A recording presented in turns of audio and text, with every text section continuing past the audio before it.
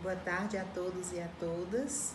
Hoje nós vamos dar continuidade ao estudo do primeiro capítulo do Evangelho segundo o Espiritismo e hoje nós vamos dialogar um pouquinho sobre o item 8, que diz a aliança da ciência e da religião. Esse item faz parte do capítulo primeiro, que tem como título Eu não vim destruir a lei. Então, neste momento, peço a todos que elevem os seus pensamentos ao alto e vamos pedir ao Mestre Jesus, a espiritualidade de luz, que nos assista neste momento, nos intuindo as palavras mais esclarecedoras possíveis para que possamos compreender bem o que trata este item. Que a paz e a serenidade do Mestre Jesus sejam nossas companheiras durante toda esta tarde, que assim seja. Bem, vamos entender primeiro o que quer dizer aliança. Aliança quer dizer uma junção, somar, né, a união de alguma coisa. Então, quando falamos aqui da aliança entre a ciência e a religião, quer dizer que vai haver uma união, uma junção, uma soma entre as duas. E vamos agora à leitura do que traz o Evangelho segundo o Espiritismo sobre este assunto. Aliança da ciência e da religião. A ciência e a religião são as duas alavancas da inteligência humana. Uma revela as leis do mundo material e a outra as leis do mundo moral, mas umas e outras tendo o mesmo princípio que é Deus. Não podem se contradizer. Se elas são a negação uma da outra, uma necessariamente é errada e a outra certa, porque Deus não pode querer destruir sua própria obra. A incompatibilidade que se acreditava ver entre essas duas ordens de ideias prende-se a um defeito de observação e a muito de exclusivismo de uma parte e de outra.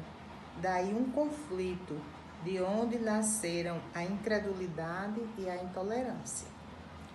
Os tempos são chegados em que os ensinamentos do Cristo devem receber seu complemento, em que o véu lançado propositadamente sobre algumas partes desse ensinamento devem ser levantado, em que a ciência, deixando de ser exclusivamente materialista, deve inteirar-se do elemento espiritual, e em que a religião, cessando de menosprezar as leis orgânicas e imutáveis da matéria, essas duas forças, apoiando-se uma sobre a outra e andando juntas, se prestarão um mútuo apoio. Então, a religião, não recebendo mais o desmentido da ciência, adquirirá uma força inabalável, porque estará de acordo com a razão, e não se lhe poderá opor à irresistível lógica dos fatos. A ciência e a religião não puderam se entender até hoje, porque cada uma, examinando as coisas sob seu ponto de vista exclusivo, se repeliam mutuamente. Seria preciso alguma coisa para preencher o vazio que as separava, um traço de união que as aproximasse. Esse traço de união está no conhecimento das leis que regem o mundo espiritual e suas relações com o mundo corporal. Leis tão imutáveis como as que regem o movimento dos astros e a existência dos seres. Essas relações, uma vez constatadas pela experiência, uma luz nova se fez. A fé se dirigiu à razão, e a razão não encontrou nada de ilógico na fé, e o materialismo foi vencido. Mas nisso, como em todas as coisas, há pessoas que permanecem para trás, até que sejam arrastadas pelo movimento geral que as esmagará se quiserem resistir-lhe, em lugar de a ele se abandonarem. É toda uma revolução moral que se opera neste momento e trabalha os espíritos. Depois de elaborada durante mais de 18 séculos, ela se aproxima do seu cumprimento e vai marcar uma nova era na humanidade. As consequências dessa evolução são fáceis de prever. Deve trazer nas relações sociais inevitáveis modificações, às quais não está no poder de ninguém se opor, porque estão nos desígnios de Deus e resultam da lei do progresso, que é uma lei de Deus. O que nós vamos compreender aqui é que a ciência e a religião sempre andaram juntas, paralelas, quer dizer, uma ao lado da outra, mas nunca atuaram juntas. Andavam sempre separadas, uma se opondo à outra, ora uma, ora outra, comandando a humanidade. E o que é que Kardec traz como proposta? Que as duas andem juntas, ambas trabalhando para o progresso da humanidade. Essas duas forças, ou seja, a ciência e a religião, elas foram responsáveis pelo desenvolvimento da inteligência humana e, lógico, pelo desenvolvimento do progresso da humanidade como um todo. Kardec quer nos mostrar que por essas duas forças ser de uma mesma fonte, ou seja, da fonte divina, elas não podem agirem diferentes, podem ser iguais. Se forem e agirem diferentes uma da outra, é como se uma dissesse para a outra: você está errada. Se uma contradiz a outra, é como se estivesse dizendo que a outra está errada. O que precisamos entender aqui é que esse antagonismo entre as duas se dá pelo exclusivismo, ora de uma, ora de outra. Quando uma tá se sobressaindo mais do que a outra, então ela está, digamos assim, no comando da humanidade. E vice-versa. Então, ora uma, ora outra, procurando se manter no auge, querendo, digamos assim, dar uma visão de maior certeza. Mas o que a gente precisa compreender é que a ciência e a religião, elas precisam andar juntas, uma apoiando a outra, para poder haver o equilíbrio. Que pode parecer não tão atual para o nosso momento, é porque naquela época em que foi trazido à tona, era o que era possível de compreender e de se aprender naquele momento.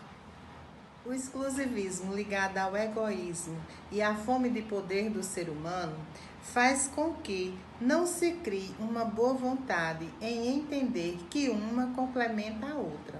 Os cientistas tentam reproduzir Deus, se acham Deus.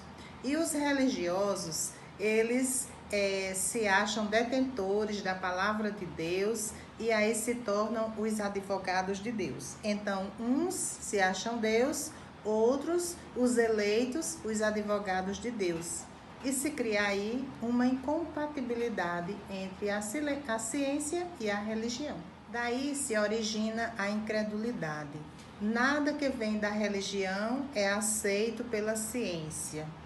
E quando a religião domina, ela tenta impedir o progresso da ciência por medo de que destruam tudo aquilo que eles pregaram. E essa crise de ideias a gente vai percebendo ao longo da história da humanidade. Por exemplo, quando os egípcios dominaram os hebreus, é porque eles tinham o domínio da ciência. Eles tinham o domínio das construções, da matemática e de muitas outras coisas. Então, eles têm a ciência muito desenvolvida. Por outro lado, a gente vai ver que lá na época da Inquisição, era a igreja que dominava. Então, por exemplo, Galileu Galilei, que descobriu que a Terra girava, que não era plana. Então, ele teve que se refazer diante do tribunal da Santa Inquisição para não ser morto na época. E aí, nós vamos descobrindo que a ciência vem o tempo todo procurando desvendar os segredos da criação, da divindade. E o Espiritismo traz aqui a proposta da aliança entre as duas, porque Kardec via que nenhuma nem outra estava completamente certa, tinham os erros. Então, por isso é que ele propôs essa unidade, essa junção entre as duas. Nenhuma nem outra tinha a exclusividade ou a razão total, porque nós, em nossa pequenez, nós nunca vamos ter a totalidade do todo, seja na parte científica ou seja na parte religiosa. Nós só vamos ter a compreensão de uma pequena parte. Então, podemos concluir que a ciência e a religião, por muito tempo, andaram afastadas. Coube ao Espiritismo esse trabalho fantástico de unir as duas, onde a ciência vai tratar das leis físicas e a religião vai tratar das leis morais, mas uma complementando a outra.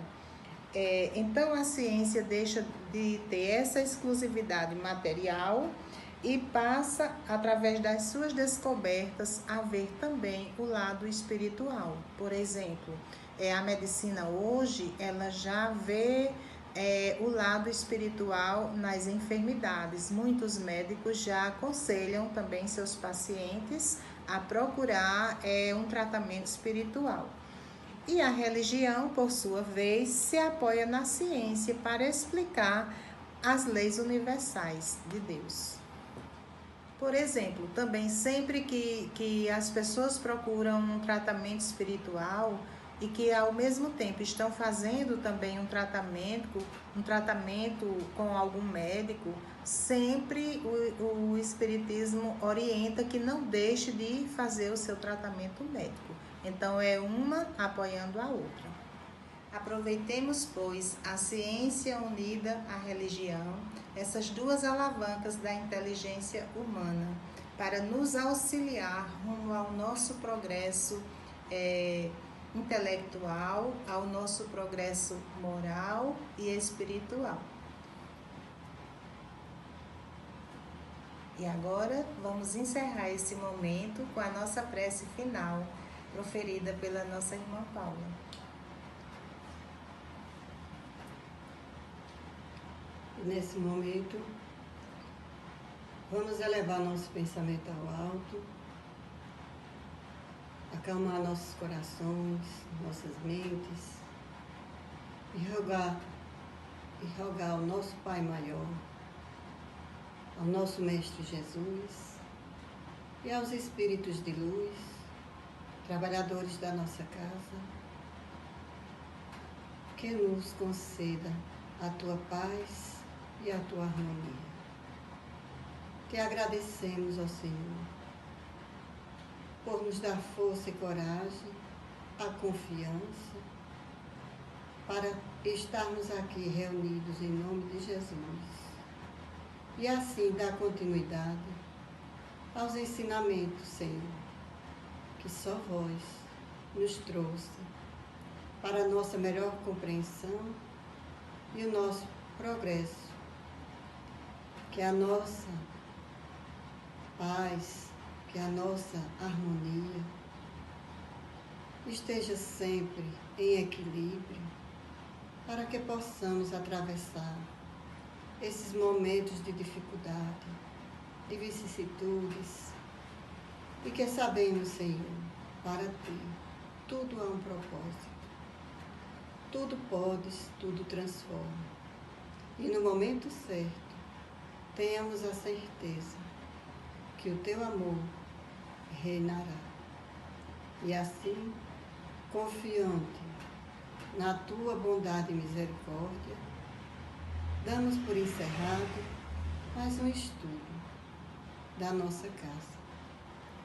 E que a Tua paz nos acompanhe durante toda a semana, pois só Ti é que preenche os nossos corações com o verdadeiro amor. Que assim seja. Que assim seja.